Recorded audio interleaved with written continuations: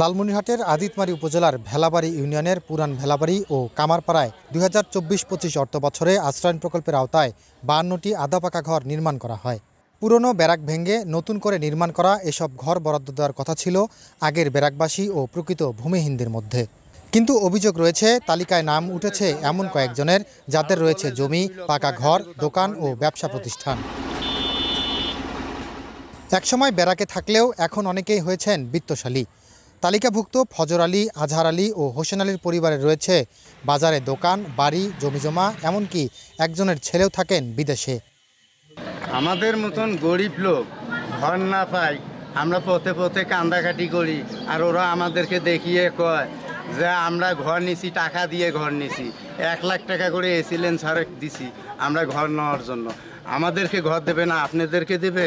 আমি ভূমিহীন দেখে আমি ঘরের আবেদন করা হয়েছে, উনি এসেছিলেন, আমার ঘর দেয় নাই, বারবার ঘুরে আসছে। তাদের অর্থ সম্পদ অনেক কিছু আছে, কোটি টাকার মালিক তারা 3 জন আমার ডাকে নিয়ে যা ওনাকে নডরি করিয়ে ঘর দেওয়া হয়েছে। অন্যদিকে ব্যারাকে বহু বছর ধরে বসবাসকারী প্রকৃত ভূমিহীন অনেকেই এই বরাদ্দ থেকে বাদ পড়েছেন।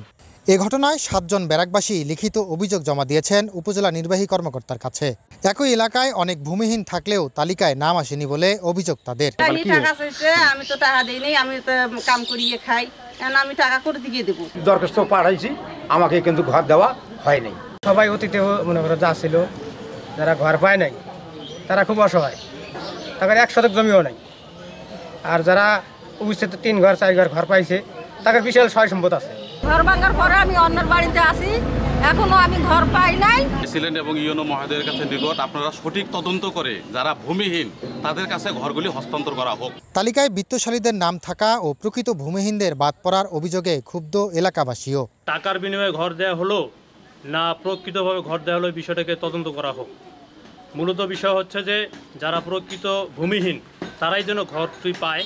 আর তৎকালীন কর্মকর্তাদের বিরুদ্ধে অনিয়মের বিষয়ে অভিযোগ পেলে ঊর্ধ্বতন কর্তৃপক্ষকে অবগত করা হবে বলে জানান উপজেলা নির্বাহী কর্মকর্তা।